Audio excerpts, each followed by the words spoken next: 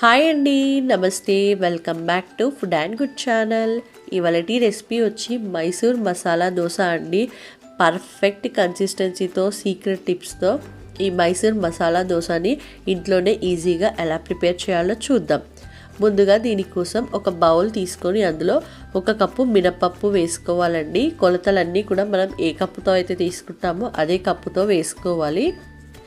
అలాగే 1 కప్పు మినపప్పు తీసుకున్నాం కదండి, ఇందులోనే 1.5 కప్పుల రైస్ వేసుకుంటున్నాను. నేను ఏ కప్పుతో అయితే తీసుకున్నానో అదే కప్పుతో 1.5 కప్పుల రైస్ వేసుకోవాలి. అలాగే 1 టీ స్పూన్ మెంతులు, 3 టీ స్పూన్ల పచ్చిశనగపప్పు వేసుకోవాలండి. వేసుకొని వీటన్నిటిని కూడా బాగా వాష్ చేసుకోవాలి. వాటర్ వేసుకొని వాష్ చేసుకొని వీటిని 6 నుండి 8 గంటల పాటు నానబెట్టుకోవాలండి. ఇందులోనే నేను 1/2 కప్పు అటుకులు వేసుకుంటున్నానండి. అటుకులు కూడా మనం ఏ గ్లాస్తో అయితే మనం తీసుకున్నామో అదే గ్లాస్తో 1/2 కప్పు అటుకులు కూడా వేసుకొని కలుపుకొని 6 to 8 అవర్స్ పాటు బాగా నానబెట్టుకోవాలండి. నానబెట్టుకున్న తర్వాతే మనం గ్రైండ్ చేసుకోవాలి. 8 అవర్స్ తర్వాత చూడండి, పప్పు అనేది చక్కగా నానిపోయిందండి. ఇప్పుడు దీన్ని ఒక మిక్సర్ జార్లోకి ట్రాన్స్ఫర్ చేసుకొని కొద్దిగా చల్లటి నీళ్ళు వేసుకుంటూ మెత్తగా గ్రైండ్ చేసుకోవాలండి. చూడండి, మన పిండి కన్సిస్టెన్సీ అనేది ఇలా ఉండాలి. ఇప్పుడు ఇందులోనే మనం ముందుగా 1.5 గ్లాసుల రైసే వేసుకున్నాం కదండి. ఇప్పుడు 1/2 గ్లాస్ బియ్యం పిండి వేసుకుంటున్నానండి. నేను ఇక్కడ ఉండలేవి లేకుండా జల్లించి వేసుకుంటున్నాను. ఇలా చేయడం వల్ల మనకు దోశ అనేది బాగా క్రిస్పీగా వస్తుంది. హోటల్లో చేస్తే ఎంత క్రిస్పీగా టేస్టీగా ఉంటుందో అలా వస్తుందండి మనకి. ఇప్పుడు ఈ పిండి అంతా కూడా ఈ పిండిలో బాగా కలిసిపోయేలాగా బాగా కలుపుకోవాలండి. బియ్యం పిండి అంతా కూడా ఎక్కడ ఉండాలనేది లేకుండా కలుపుకొని ఓవర్ నైట్ ఫర్మెంట్ చేసుకోవాలి.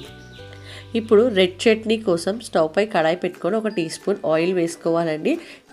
ఇందులోనే 2 టీ స్పూన్ల శనగపప్పు వేసుకోవాలండి. వేసుకొని 2 నిమిషాల పాటు బాగా వేయించుకోవాలి. ఇలా వేగుతున్న శనగపప్పులోనే 1/2 టీ స్పూన్ జీలకర్ర కూడా వేసుకోవాలండి. వేసుకొని ఇందులోనే మీడియం సైజ్ ఉల్లిపాయ తరుగు వేసుకోవాలి. మనకు ఉల్లిపాయ అనేది ఎక్కువగా ఫ్రై అవ్వాల్సిన అవసరం లేదండి ఈ చట్నీ కోసము. జస్ట్ మనకు ట్రాన్స్పరెంట్గా అయితే సరిపోతుంది. ఇందులోనే 5 నుండి 6 వెల్లుల్లి రెబ్బలు కూడా వేసుకొని వేయించుకోవాలి. 2 నిమిషాల పాటు వేగితే సరిపోతుంది. చూడండి, 2 నిమిషాల తర్వాత ఉల్లిపాయ అనేది ట్రాన్స్పరెంట్గా అయ్యిందండి. ఇందులోనే 1/2 టీ స్పూన్ పసుపు కూడా వేసుకొని కలుపుకొని స్టవ్ ఆఫ్ చేసుకోవాలి. స్టవ్ ఆఫ్ చేసుకొని ఒక మిక్సర్ జార్లోకి తీసుకోవాలండి. ముందుగానే 10 ఎండుమిర్చిని వేడి నీళ్ళలో నానబెట్టుకున్నానండి. ఆ వేడి నీళ్ళలో నానబెట్టుకున్న ఎండుమిర్చి ఇప్పుడు మిక్సర్ జార్లోకి ట్రాన్స్ఫర్ చేసుకోవాలి. రుచికి సరిపడా ఉప్పు కూడా వేసుకొని కొద్దిగా వాటర్ వేసుకుంటూ మెత్తగా ఇలా గ్రైండ్ చేసుకోవాలండి.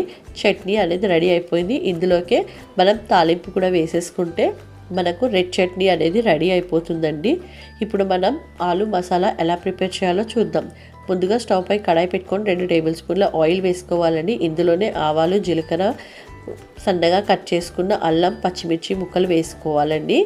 వేసుకొని ఇందులోనే మనం సన్నగా కట్ చేసుకున్న ఒక మీడియం సైజ్ ఉల్లిపాయ ముక్కలు, అలాగే కొద్దిగా కొత్తిమీర కూడా వేసుకొని బాగా వేయించుకోవాలండి. ఉల్లిపాయ అనేది స్లైసెస్గా కట్ చేసుకోవాలి పొడుగ్గా. అప్పుడే మనకి ఆలు అనేది చూడడానికి బాగుంటుంది. ఇప్పుడు ఉల్లిపాయ కూడా ఒక 2 నిమిషాల పాటు వేయించుకోవాలండి. ఇప్పుడు మనం ముందుగానే ఉడికించి పక్కన ఉంచుకున్న ఆలు కూడా వేసేసుకోవాలి. ఇందులోనే 1/2 టీ స్పూన్ పసుపు కూడా వేసుకున్నానండి. వేసుకొని ఇదంతా కూడా ఒకసారి బాగా కలిసేలాగా బాగా కలుపుకోవాలి. ఇందులోనే రుచికి సరిపడా ఉప్పు కూడా వేసుకోవాలండి. ఉప్పు వేసేటప్పుడు చూసి వేసుకోవాలి, లేదంటే ఉప్పు ఎక్కువ అవుతుంది. ఆల్రెడీ మనం చట్నీలో కూడా వేసాము. అలాగే 1/2 టీ స్పూన్ ధనియాల పొడి కూడా వేసుకొని ఒకసారి కలుపుకొని సన్నగా కట్ చేసుకున్న కొత్తిమీర కూడా వేసేసుకోవాలండి. వేసుకొని కలిపి స్టవ్ ఆఫ్ చేసుకోవాలండి. స్టవ్ ఆఫ్ చేసుకున్న తర్వాత ఇందులో ఒక చిన్న నిమ్మకాయ పిండుకోవాలండి. ఇలా పిండడం వల్ల టేస్ట్ అనేది ఇంకా ఎక్కువగా ఉంటుంది. స్టవ్ ఆఫ్ చేసిన తర్వాతే పిండుకోవాలి నిమ్మకాయ. ఇప్పుడు కలిపేసుకొని ఒక బౌల్లోకి తీసుకుంటే మన మసాలా కూడా రెడీ అయిపోయిందండి. ఇప్పుడు మన దోశకు కావాల్సిన చట్నీ అలాగే ఆలు మసాలా అనేది రెడీగా ఉందండి. చూడండి, మన ఓవర్ నైట్ ఫర్మెంట్ చేసిన పిండి అనేది ఎంత చక్కగా పొంగిందో. ఇందులో కూడా కొద్దిగా సాల్ట్ వేసుకోవాలండి. వేసుకొని పిండి అంతా కూడా బాగా కలుపుకోవాలండి. కన్సిస్టెన్సీ అనేది ఈ విధంగా ఉండాలి. ఇప్పుడు స్టవ్ పైన దోశ తవా పెట్టుకోవాలండి. తవా అనేది బాగా వేడవ్వాలి. అప్పుడే మనకి దోశ అనేది బాగా క్రిస్పీగా వస్తుంది. ఇప్పుడు తవ్వ అనేది బాగా హీట్ అయిందండి. మనం రెడీ చేసి పక్కన ఉంచుకున్న పిండిని ఒక గరిటె వేసుకొని మనం దోశలా వేసుకోవాలండి. మరీ అంత సన్నగా కాకుండా కొంచెం మందంగా ఉండేలాగా చూసుకోవాలండి. ఇలా దోశ వేసుకున్న తర్వాత 2 నిమిషాల పాటు బాగా కాలనివ్వాలి. 2 నిమిషాల తర్వాత మనకు పిండి అనేది డ్రై అయిపోయిందండి. ఇప్పుడు దీనిపైన 1 టీ స్పూన్ ఆయిల్ వేసుకోవాలి. మీరు ఆయిల్ అయినా వేసుకోవచ్చు, లేదంటే బటర్ కానీ నెయ్యి కానీ వేసుకొని అయినా కాల్చవచ్చు అండి దోశని. మీకు ఏది నచ్చితే దాంతో వేసుకోండి. ఇలా నేను ఆయిల్ వేసుకున్నానండి. ఆయిల్ అంతా కూడా దోశ పైన బాగా స్ప్రెడ్ చేయాలండి. ఇప్పుడు స్ప్రెడ్ చేసిన దోశ పైన 2 టీ స్పూన్ల ఎర్రకారం వేసుకోవాలండి. మనం ముందుగానే రెడీ చేసుకున్న ఎర్రకారం వేసుకొని దోశ పైన అంతా కూడా బాగా స్ప్రెడ్ చేయాలి. స్ప్రెడ్ చేసి 1 నిమిషం పాటు వేగనివ్వాలండి. ఇలా వేగనిస్తేనే టేస్ట్ అనేది చాలా బాగుంటుంది. ఇప్పుడు మనం రెడీ చేసుకున్న ఆలు మసాలా కూడా వేసేసుకోవాలి. వేసేసుకొని 1/2 నిమిషం పాటు వేగిన తర్వాత ఇప్పుడు మనకు నచ్చిన షేప్లో ఫోల్డ్ చేసుకొని వేడివేడిగా సర్వ్ చేసుకుంటే మన ఎంతో టేస్టీ అయిన మైసూర్ మసాలా దోశ రెడీ అయిపోయిందండి.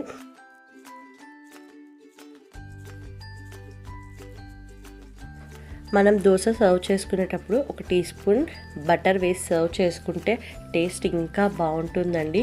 మీకు నచ్చిన చట్నీతో అయినా మీరు సర్వ్ చేసుకోవచ్చు, లేదంటే చట్నీ లేకుండా అయినా తినొచ్చండి. సో టేస్ట్ అయితే మాత్రం అదిరిపోతుంది. మీరైతే డెఫినెట్లీగా ట్రై చేయండి. మీకు ఈ వీడియో కనుక నచ్చినట్టయితే లైక్ చేయండి, షేర్ చేయండి, అలాగే సబ్స్క్రైబ్ చేసి కమెంట్ చేయండి.